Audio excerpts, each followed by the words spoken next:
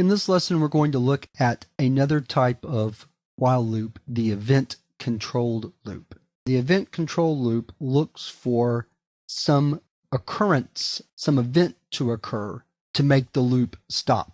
There's several different types of event-controlled loops. We can't cover them all. Later in the chapter, I'm going to introduce you to files and working with files, and then we'll see an event where we read a file until we run out of data in the file, that being the event that stops the loop.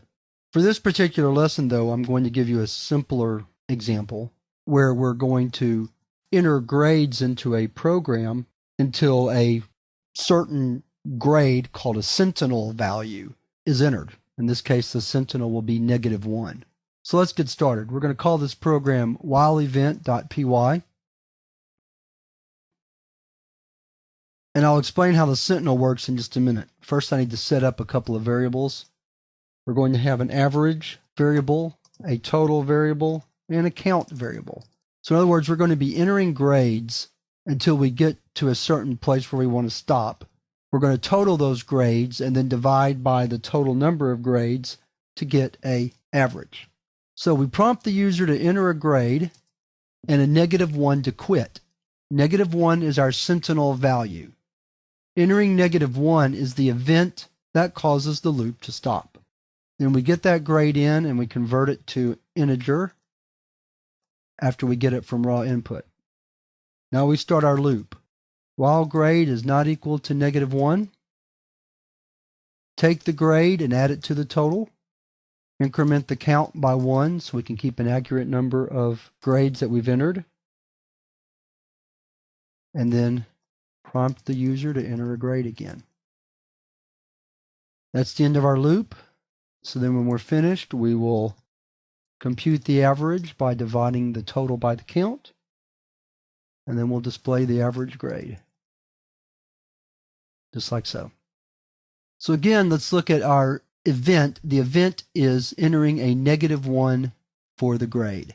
So while a grade is not -1, then we can continue entering grades to figure out our average. So let's exit and save. And then let's run our program. So what we're going to do is we're going to enter a series of even values. Then we'll enter -1. And the average grade is 80. And that's right. Of those 5 grades, the average is indeed 80. Let's run it one more time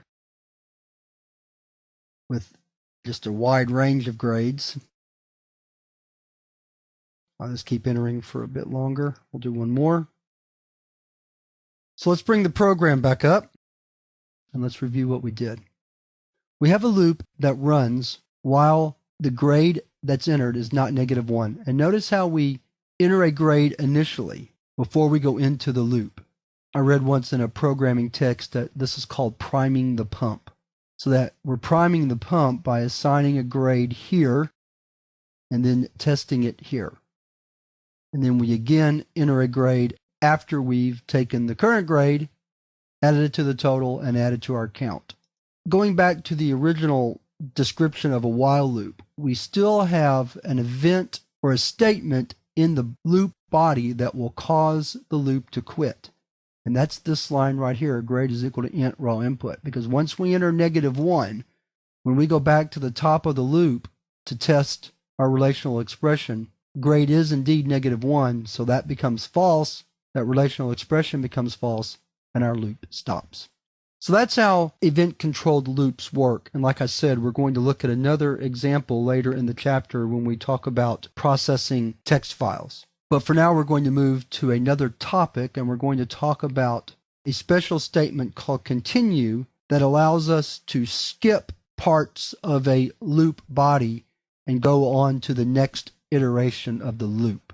After continue, in the next lesson, we'll look at another example called break, which allows us to exit a loop completely prematurely. And continue and break are not statements that you want to use all the time, but there are situations where they are needed. So we're going to start in the next lesson by looking at the continue statement.